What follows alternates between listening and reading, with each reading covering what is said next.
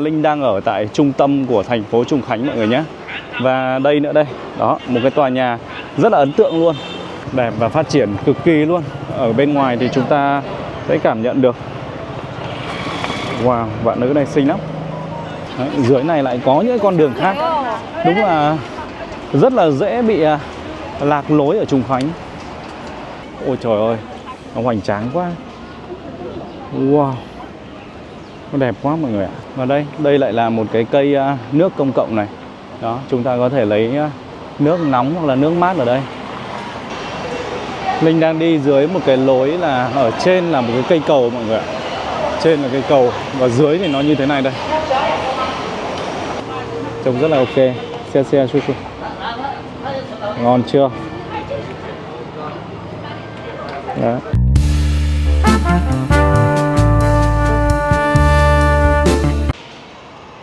Quý vị khán giả thân mến, chào mừng quý vị khán giả đến với kênh của Vương Linh Vlog. Hiện tại thì Linh đang có mặt tại thành phố Trùng Khánh, một trong 4 thành phố trực thuộc trung ương của Trung Quốc, ở ngoài Bắc Kinh, Thượng Hải và Thiên Tân. Ngày hôm qua thì Linh với bạn Vương Khang vừa di chuyển đến đây. Và ngay chỗ vị trí Linh đang đứng đây là nó ở giữa một khu dân cư với rất là nhiều những cái tòa nhà chung cư cao tầng. Cái vị trí này cũng là một cái vị trí rất là đắc địa khi mà nó nằm ở ngay giữa trung tâm của thành phố Trùng Khánh. Và ngay bây giờ thôi thì Linh sẽ từ khu này để bước ra con đường lớn ở phía bên ngoài kia, chia sẻ, quay hình những hình ảnh về đời sống của thành phố Trùng Khánh này, chia sẻ đến quý vị khán giả cùng xem. Thưa quý vị, tối ngày hôm qua thì Linh đã đến đây và đây là một cái khách sạn nằm ở trong cái khu dân cư này. Xung quanh đây thì đó cũng rất là nhiều những cái tòa nhà cao tầng, và những cái tòa nhà này chính là những cái ngôi nhà chung cư thôi. Và bây giờ đây chúng ta sẽ cùng nhau đi ra ngoài theo cái hướng này. Đó. Ở trong khu dân cư này thì có một cái hệ thống những cái nơi để mọi người có thể vứt rác này, và rác thải thì người ta sẽ phân loại như vậy. Sau đó thì nó có nắp bên ngoài, cũng như là ở bên cạnh thì có một cái nơi để chúng ta có thể rửa tay sau khi vứt rác chẳng hạn. Và ngay đây thôi, ngay đây là một cái quầy để có thể là bỏ những cái quần áo cũ và dành cho những người khác có hoàn cảnh khó khăn hơn. Còn đây là một cái máy để có thể lấy nước nóng. Đó. Đây chỉ là một cái khu chung cư, Linh nghĩ rằng là nó cũng là một cái khu không phải là quá sang trọng đắt tiền gì đâu. Bây giờ chúng ta sẽ đi theo một cái hướng này để ra ngoài nhé. Thưa quý vị, đây là những hình ảnh đầu tiên về thành phố Trùng Khánh Linh truyền tải đến quý vị khán giả. Và có vẻ như là cái con đường Linh đang đi đây nó là một sườn dốc. Và đúng như vậy, ở thành phố Trùng Khánh này thì còn gọi là thành phố núi. Và có lẽ rằng là cái nơi mà Linh đang đi này thì nó đang nằm ở trên sườn núi hoặc là đỉnh của một cái ngọn núi nào đó. Như quý vị khán giả có thể thấy là mặc dù bây giờ đã là 16 giờ 56 giờ buổi chiều, nhưng mà thời tiết ở đây vẫn còn đang nắng rất là to, và nhiệt độ thì nóng hơn khá nhiều so với thành phố Quý Dương của tỉnh Quý Châu mà ngày hôm trước Linh quay tại đó. Đó. Bây giờ chúng ta sẽ chờ cái đèn này hết màu đỏ và sang đường, và chúng ta sẽ đi theo cái hướng của con đường này. Xung quanh đây có một vài những tòa nhà này. Đó. Những cái ngôi nhà chung cư cũng như là những cái văn phòng ở trên kia. Ở góc bên này Linh thấy là có những cái người già lớn tuổi, họ ngồi đây và họ cũng trò chuyện với nhau thôi. Đó.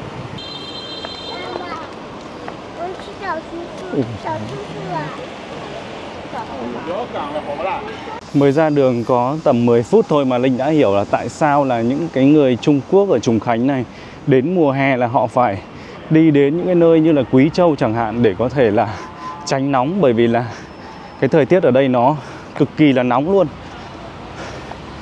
Đang rất là nóng, và có lẽ là Linh đoán rằng cái nhiệt độ bây giờ nó vẫn phải khoảng tầm 35-36 độ. Đây là một nơi có vẻ như là cũng chỉ đơn giản là một cái tòa nhà thôi, và những cái xe máy, những cái khung hình mà quý vị khán giả thấy đây là những cái người làm công việc shipper giao hàng ở bên này. Họ có vẻ như là đang chờ khách hàng xuống để lấy hàng chẳng hạn. Hoặc cũng có thể là do cái vị trí này có nhiều cây xanh, hoặc có tòa nhà nó che chắn nắng, vậy nên là những người làm cái nghề ship thì họ ngồi và nghỉ ngơi tại đây thôi. Đó, hầu hết những cái xe máy này chúng ta đang thấy đây thì đều là shipper cả.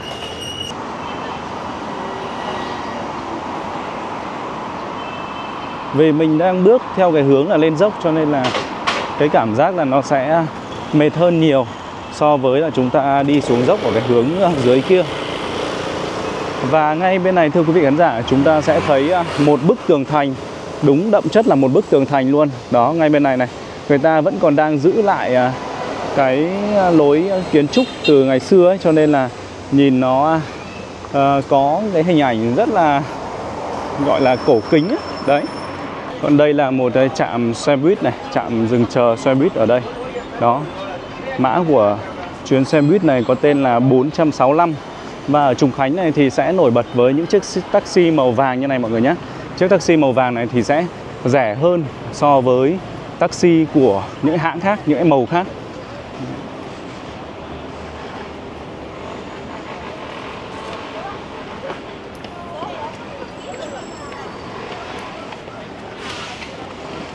Đó, đây là một cái bức tường thành và có hình ảnh công thành của những gọi là binh sĩ ở phía dưới, cũng như là có hai người ném đá từ phía trên xuống. Đó, những cái hình ảnh rất là quen thuộc ở trong những cái bộ phim của Trung Quốc. Và đây, khi Linh lên cái hướng cầu thang này thì mình có thể nhìn rõ hơn về cái con đường mà Linh vừa đi. Đó, chỗ này đang râm mát rồi cho nên là nhìn hình ảnh nó cũng khá là bắt mắt. Đấy, chủ yếu ở trên đường giao thông ấy là mọi người sẽ thấy gần như là chỉ có thấy ô tô thôi. Đây này, chỉ thấy ô tô thôi. Bởi vì là mọi người ấy là đi tàu điện ngầm hết rồi. Hầu hết là sẽ là đi tàu điện ngầm. Tiếp tục bước qua cái phía tường thành này để xem là đằng sau đây nó sẽ như thế nào. Một cái bức tường thành rất là dày đấy. Rất là dày mọi người. Và khi mà bước sang bên này thì lại là một con đường khác thôi. Đơn giản nó lại là một con đường khác.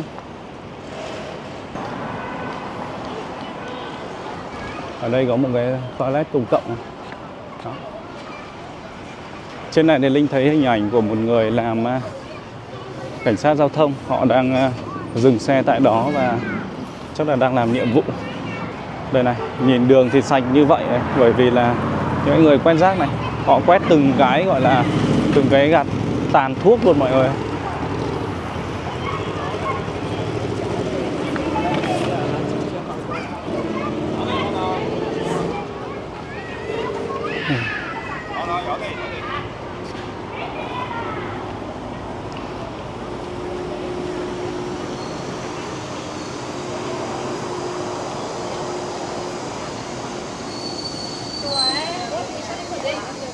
Chuối thế à?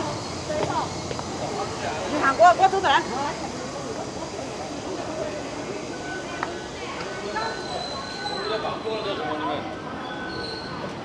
需要不要去买水？ Wow, bạn nữ Trùng Khánh này đẹp quá.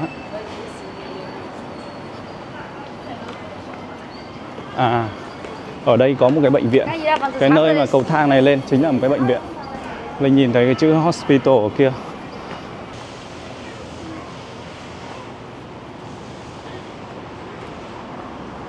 Ngày hôm qua khi mà mới đặt chân đến cái đất Trùng Khánh này thôi, và trên đường quay trở về khách sạn này thì Linh với bạn Khang có đi một chuyến taxi dài tới tận 13-14 km.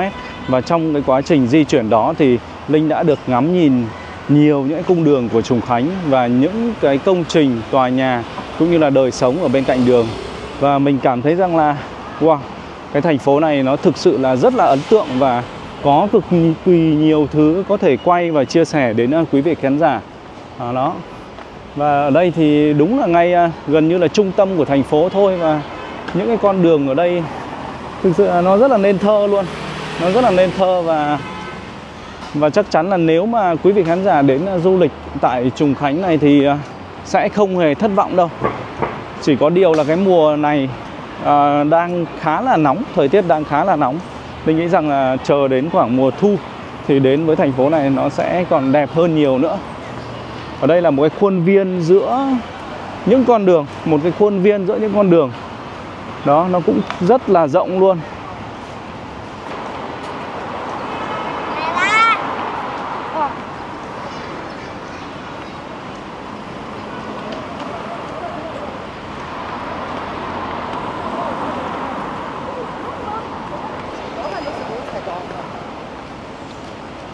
Ở đây là một cái hầm đường bộ để cho những người này họ xuống và sau đó là đi sang bên kia đường, giống như là hôm trước Linh quay ở Nam Ninh hoặc như là ở Quý Châu thì quý vị khán giả cũng đã thấy một vài hình ảnh như vậy.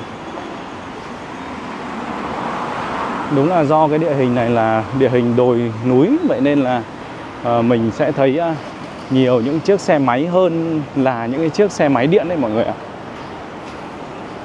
Đó, vẫn còn sử dụng rất là nhiều xe máy.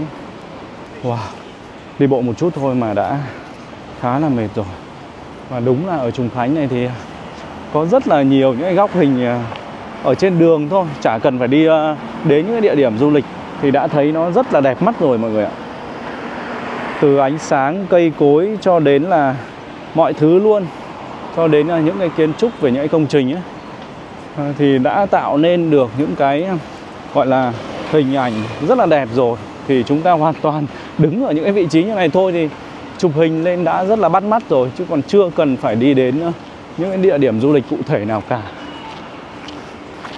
Tuy nhiên là ngày hôm qua khi mà Linh di chuyển ở trên những cái con đường từ cái chuyến taxi để quay trở về khách sạn ấy, thì ôi dồi ôi, mình đã phải choáng ngợp đấy, phải rất là ồ và đấy, bởi vì là đẹp lắm mọi người ơi. Đây là một cái loại bánh gì đó, tóm lại là có thể là một cái bánh nào đó đặc trưng của Trùng Khánh. Ở Trùng Khánh thì Linh cũng chỉ biết là có mì Trùng Khánh và lẩu Trùng Khánh là những cái tên nó rất là nổi tiếng thôi. Còn cái này thì cũng không rõ là gọi là gì nữa.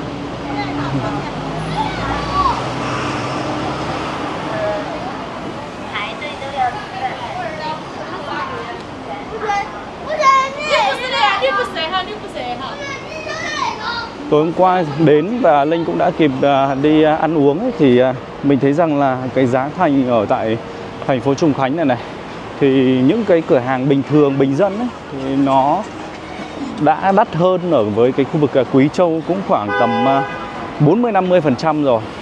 Giả sử như là những chai nước ở Quý Châu là 2 tệ đi, thì lên đây là khoảng 3 tệ, ví dụ như vậy. Đó, Linh lại bước đến một cái ngã tư rồi và trời ơi, đẹp, sạch sẽ và hệ thống giao thông đi lại rất là văn minh.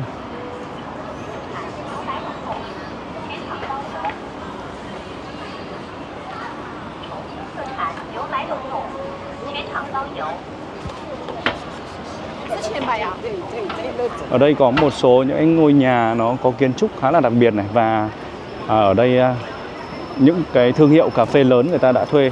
Giả sử như là đây là Luckin Coffee, một cái thương hiệu hình như là của Trung Quốc.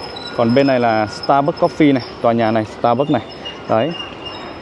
Thì những cái thương hiệu này thì họ sẽ thường là thuê ở những cái nơi đắt tiền trung tâm mà, cho nên là đây là một gọi là một bằng chứng để Linh đưa ra cho quý vị khán giả rằng là Linh đang ở tại trung tâm của thành phố Trùng Khánh mọi người nhé. Và đây nữa đây, đó, một cái tòa nhà rất là ấn tượng luôn. Chụp ảnh thì rất là đẹp luôn đấy, nếu mà đứng ở đấy. Cho nên là Linh mới thấy hiện tại có mấy người đang chụp ở đấy, những bạn trẻ. Đẹp lắm, những cái công trình nhà cửa ở đây trông bắt mắt cực kỳ luôn. Và có lẽ là dù là Trung Quốc hay Việt Nam thì đi đến đâu cũng sẽ thấy những cái nhóm người già như vậy đánh cờ. Ồ, đây không phải là đánh cờ mà là đây là đánh bài. Đánh bài ngay cạnh đường luôn. Cái việc đánh bài này cũng là một trong những cái gọi là sở thích của những người Trung Quốc. Họ đánh bài tiền đấy mọi người ạ. Đánh bài này, xong rồi thì đánh mặt trược. Wow, đẹp quá, góc hình nào cũng đẹp. Chưa cần phải đi đâu, đi xa, mà đây đã quá là đẹp rồi.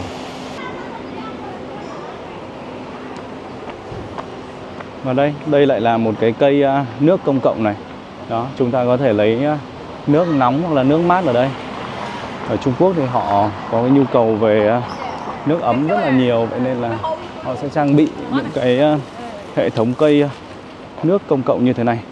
Còn bây giờ chúng ta sẽ đi bộ sang bên này đi. Cũng không rõ là nếu mà đi thẳng lên đây thì nó lại dẫn đến đâu nữa. Bây giờ là cứ đi lang thang mọi người nhé. Và đi lang thang thì hình ảnh của một khu chợ đang hiện ra ở trước mắt ở đây này. Đó. Đúng là một khu chợ. Một khu chợ nhỏ thôi. Một khu chợ nhỏ thôi. Khu chợ này sẽ có cả những cái quầy đồ ăn. Đúng rồi, một người đàn ông đang ăn cái món khao nhục. Đó, những cái quầy thịt lợn. Một khu chợ nhỏ và rất là vắng. Rất là vắng. Có lẽ là cái khung giờ này cũng không phải là khung giờ mà người dân ở đây đi chợ, hoặc cũng có thể là họ đi chợ xong rồi chẳng hạn. Khu chợ rất nhỏ.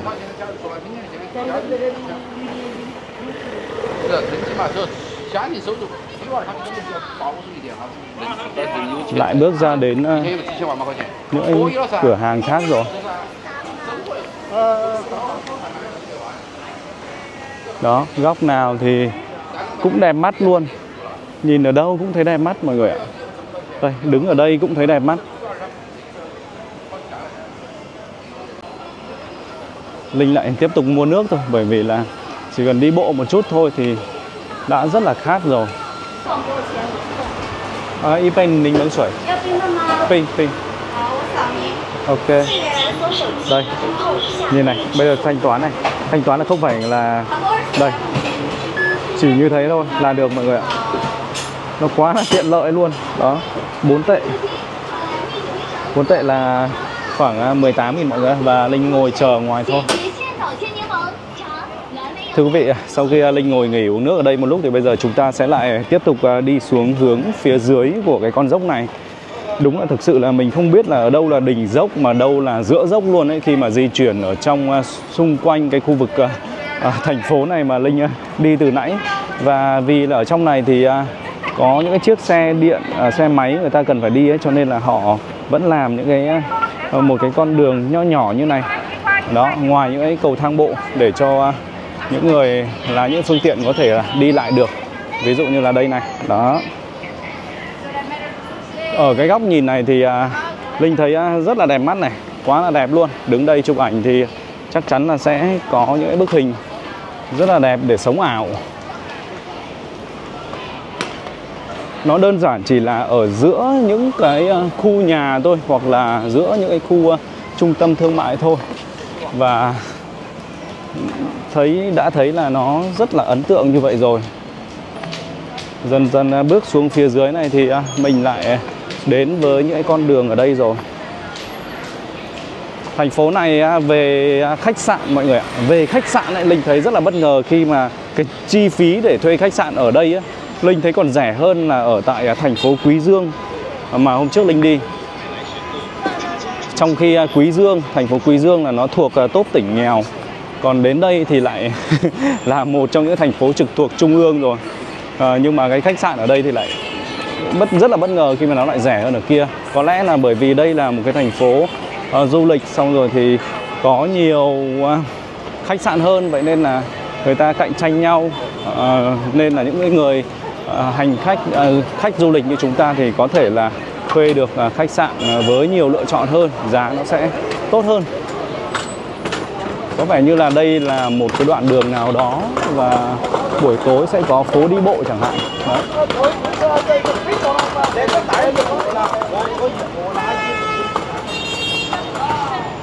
Linh đã nghỉ khá là lâu ở cái khu vực quán nước đó và bây giờ đã là 6 giờ 20 ở bên này rồi. Càng lúc những cái phương tiện di chuyển ở trên đường lại càng đông hơn.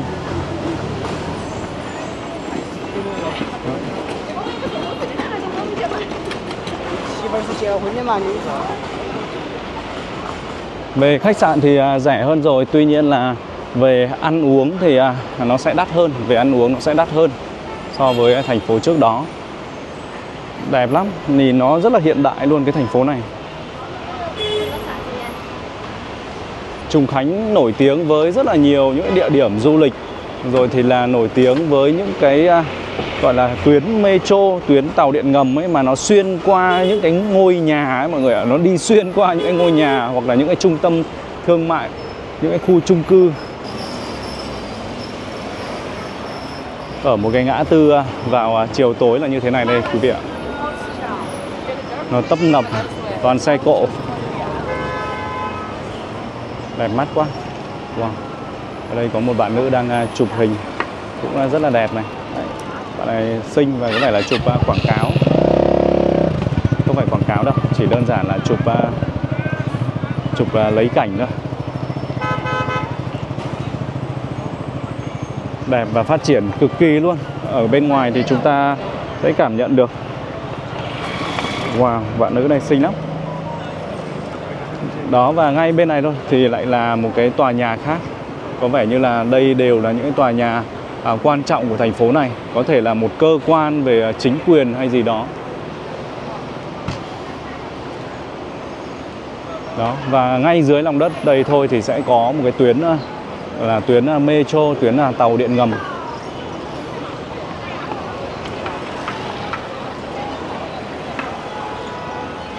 Wow, và không ngờ rằng là ở trong cái thành phố này thì họ vẫn còn đi cái xe 3 gác mọi người ạ. Xe 3 gác, xe 3 bánh ấy. Xe 3 bánh, Linh vẫn thấy một chiếc xe 3 bánh đang di chuyển trên đường này. Ngoài những phương tiện về ô tô con hay là những phương tiện về giao thông về xe buýt thì vẫn có cả những chiếc xe 3 bánh chạy ở trên đường. Đó, và đây thì cũng có thấy 2 người ngoại quốc du lịch này. Đó, thì Trung Quốc thì họ chủ yếu là phát triển về du lịch nội địa thôi. Đó, nhưng mà tuy nhiên ở một số những cái thành phố, ví dụ như là những cái thành phố lớn như này hay là ở những cái khu vực vùng biển giống như là ở đảo Hải Nam trước đây Linh đi ấy, thì sẽ gặp người ngoại quốc rất nhiều mọi người ạ, cũng không hề ít đâu. Những người Tây ấy, đó thì họ cũng đến rất là nhiều đấy, chứ cũng không phải là khó khăn hay gì đâu, mà cực kỳ nhiều luôn. Chẳng qua là nó sẽ tùy thành phố thôi. Ở cái hướng kia thì có máy bay, cho nên là từ nãy đến giờ là đã thấy rất là nhiều những chiếc máy bay bay đi bay lại rồi. Đó, lại là một cái ngã tư ở cái hướng trên này. Thực sự là nó quá là rộng lớn đi. Và mình thực sự là chỉ là như là một hạt cát bé nhỏ đang đứng ở giữa đây. Không biết phải đi hướng nào nữa. Không biết là phải đi hướng nào luôn mọi người ạ. Càng đi thì mới thấy là cái thế giới này nó rộng lớn đến nhường nào. Đó, bước lên đến đây thì Linh thấy một cái đường để xuống tàu điện ngầm này.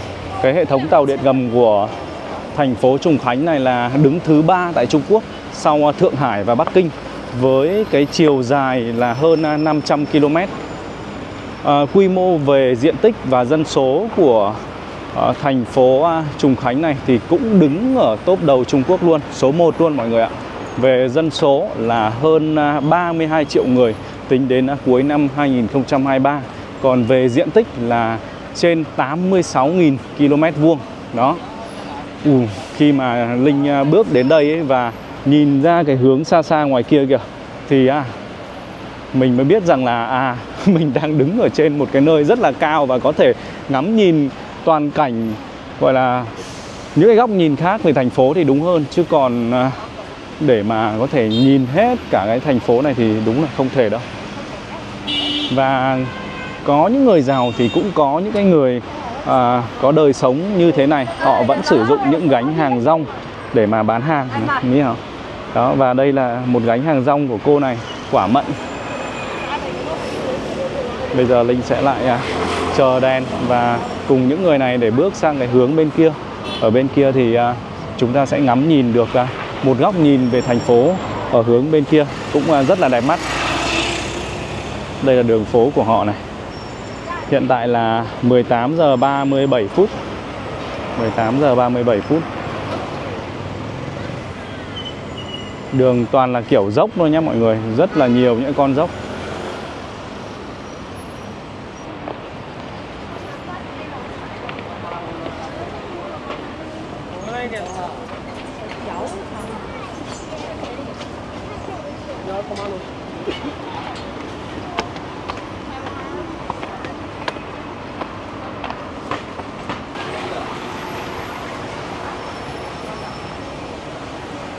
Những cửa hàng nho nhỏ ở một bên đường. Đó, cửa hàng này chuyên bán về thuốc lá. Đây là một cửa hàng bán về hoa quả, sầu riêng này. Đây là một cửa hàng của người Hồi thì phải, thấy đội khăn ở trên đầu. Đây là một cửa hàng bán về bánh kẹo, đồ lưu niệm.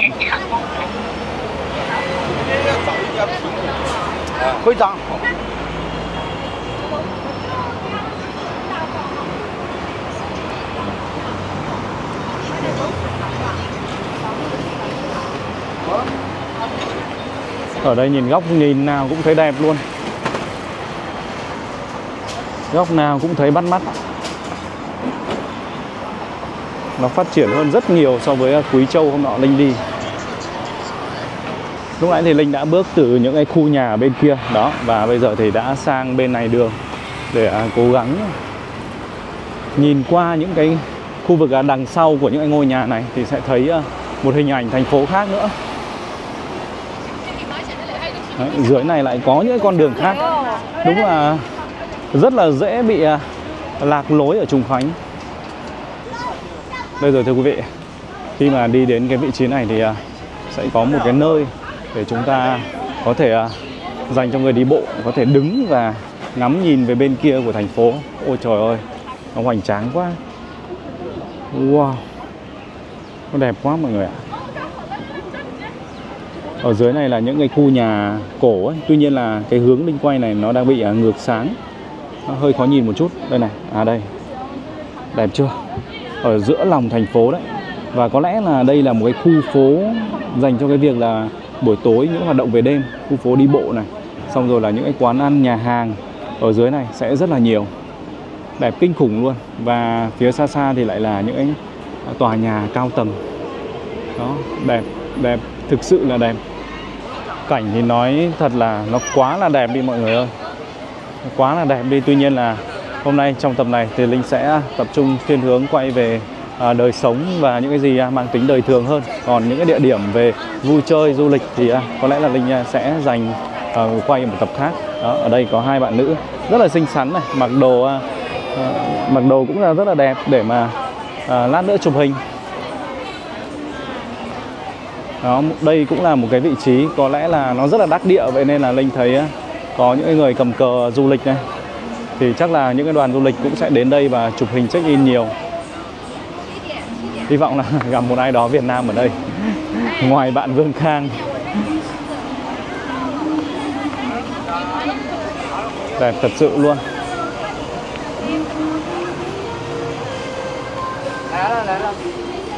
Tập sau thì Linh sẽ đi xuống cái hướng của những cái khu vực ngôi nhà mà đứng trên cao mình nhìn thấy đó và quay những cái tập riêng biệt khác.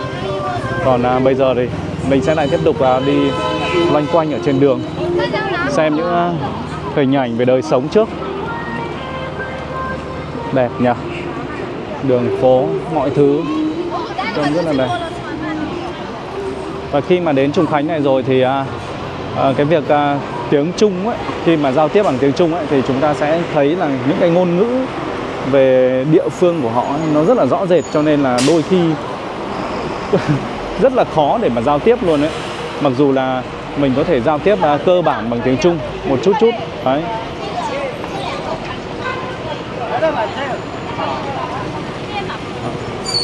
Các bạn ấy lại sang đường rất là đông luôn. Đường phố sạch, đẹp, nhiều màu sắc, trông không bị đơn điệu.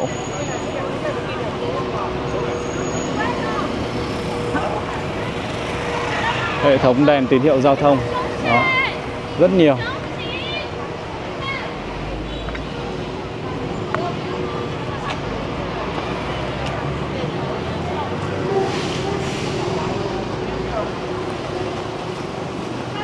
Còn đây là một cái thang máy để chúng ta có thể xuống dưới hầm.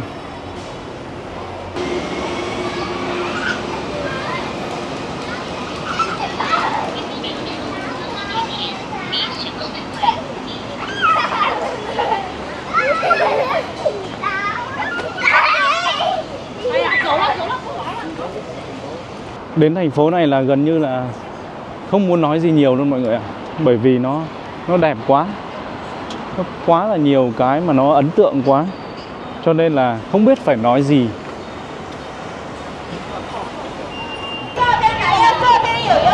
Wow. Ở bên trong này, đằng sau những chiếc xe đang đi ở trên đường kia, nó là một cái khu phố, lại là một cái khu phố đi bộ khác nữa. Đây là một con xe của Xiaomi này mọi người, đẹp chưa? Xe của Xiaomi nhá. Đẹp kinh khủng luôn. Màu sắc cũng đẹp luôn. Đây là một con xe điện và không biết là đây là Xiaomi SU7. Đây là Xiaomi SU7 này. Đó. Đẹp. Xiaomi cũng là một cái thương hiệu lớn của Trung Quốc. Và đúng là ở đây có một cái con phố đi bộ thật. Phố đi bộ nho nhỏ, mình cũng không biết là tên tuổi của nó là gì nữa.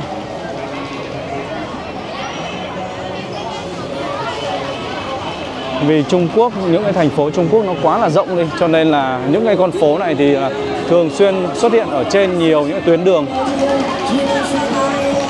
Còn khách du lịch ấy, thì thường là cũng chỉ biết những cái con phố lớn nhất, to nhất thôi. Nhưng mà theo Linh thì cái phố này thì không phải là phố lớn nhất đâu. Linh cảm giác là nó lớn nhưng mà nó không đến nỗi là lớn nhất ở đây. Và Linh sẽ tìm hiểu thêm về những cái điều này và sẽ quay vào một tập khác chia sẻ đến quý vị khán giả. Kinh khủng luôn. Phố đi bộ với rất là nhiều những hàng quán ở cả hai bên đường.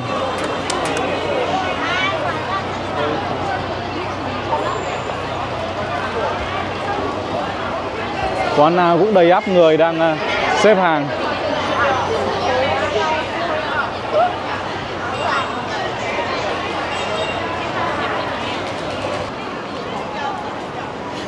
Ở đây có hai người an ninh này đứng rất là nghiêm trang để mà gọi là cảnh vệ, bảo vệ ở đây. Quá là nghiêm trang luôn. Đúng là không rõ là mình đang đứng ở đâu luôn đấy. Đây là một khu phố đi bộ, tuy nhiên là cái tên của nó thì cũng không rõ là tên tuổi như thế nào nữa.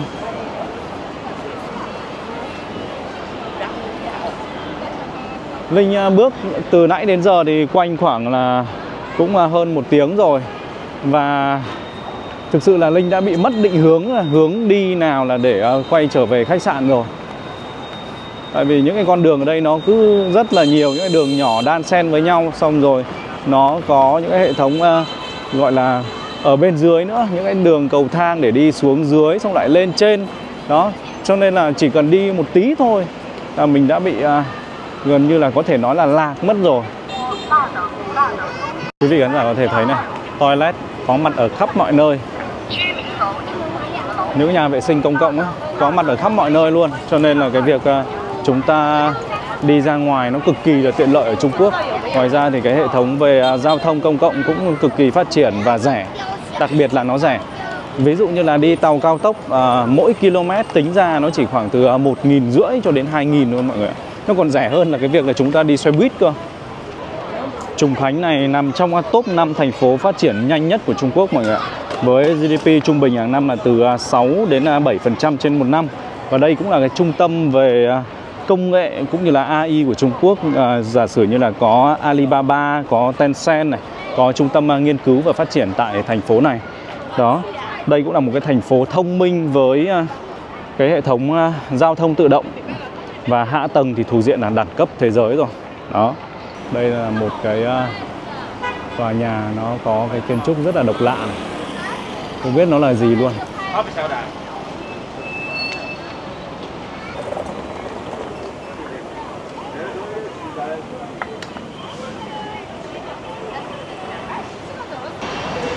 Linh đang đi dưới một cái lối là ở trên là một cái cây cầu mọi người ạ. Trên là cây cầu và dưới thì nó như thế này đây.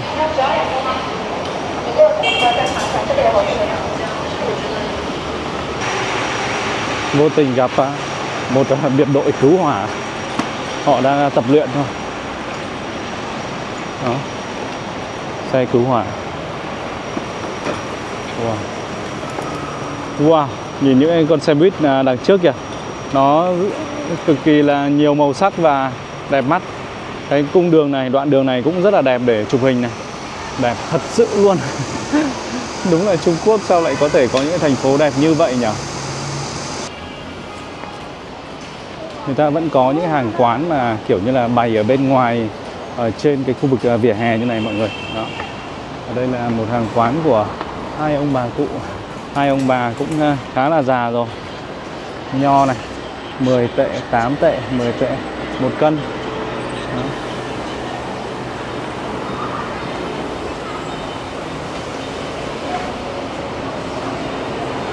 Đó, vẫn là những cái hàng quán mà người ta bày ra ngoài phần đường vỉa hè mọi người nhé.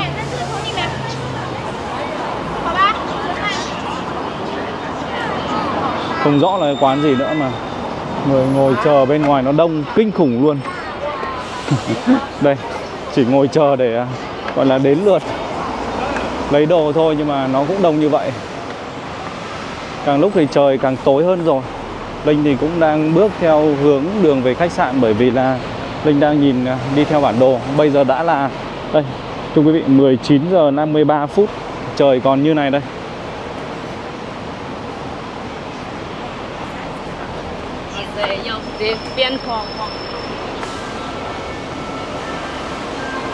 Ở đây thì chưa thấy có cái dịch vụ xe ôm thôi.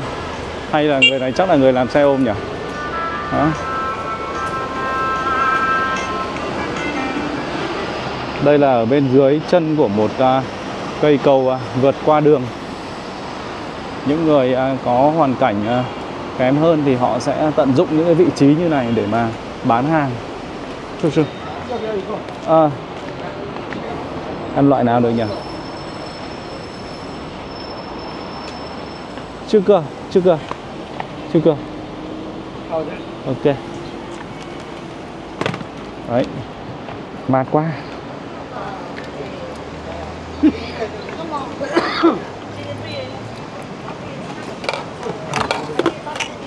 Đây là thạch.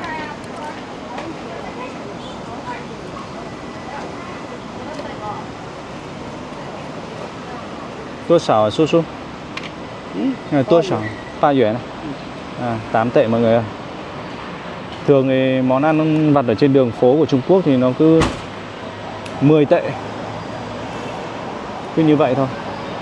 Cái này là 8 tệ. 10 tệ là 37.000, 8 tệ thì cứ coi như là khoảng 30.000 mọi người ạ. 30.000 cho một bát thạch này ở trên đường phố của Trùng Khánh. Vậy là Linh thấy cũng rất là phù hợp đấy. Bởi vì là đây là thành phố lớn, nhưng mà những cái này là người ta bán ở ngoài đường, cho nên là họ cũng không lấy quá là đắt đâu. Wow, cũng có rất là nhiều loại hoa quả này. Đấy.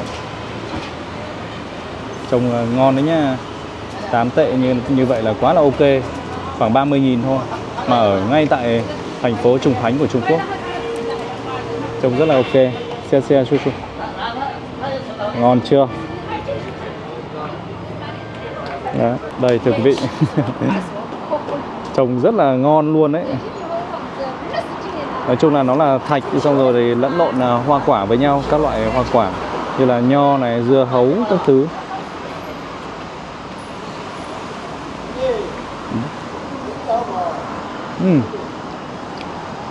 Ngon quá. Ngon thật đấy. Đã đi bộ khá là xa rồi và cũng mệt. Thời tiết thì nó cũng nóng. Thời tiết đến cái thời điểm hiện tại đang là 32 độ C.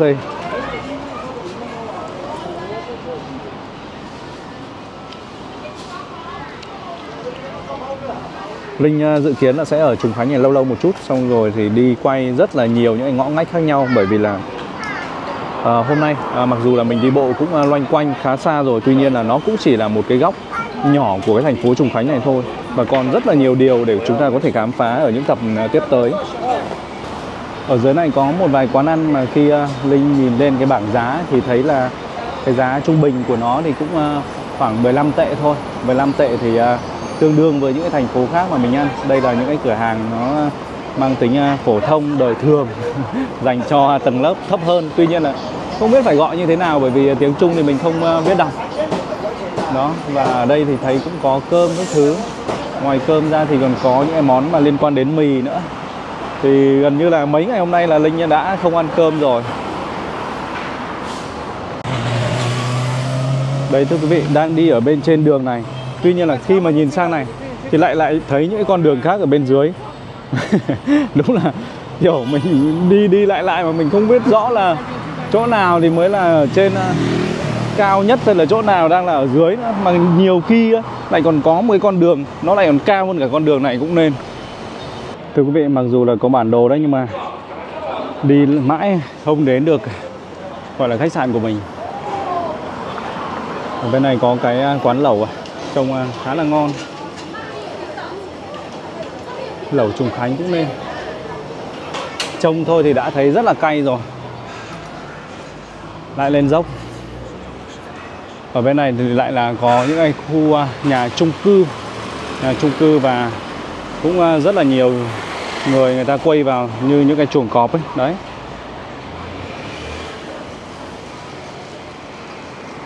Một cái con dốc khá là cao.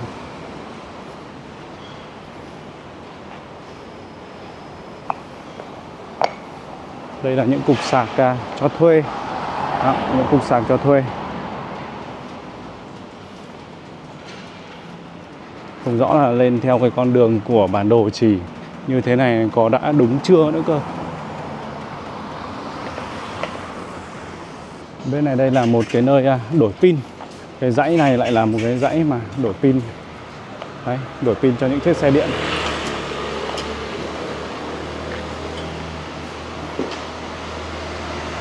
Phải có những cái hệ thống đổi pin như vậy thì cái việc đi xe điện nó mới thuận tiện hơn được. Chứ còn mà cứ phải hết pin thì chạy về nhà sạc thì còn nói chuyện gì nữa, đúng không ạ?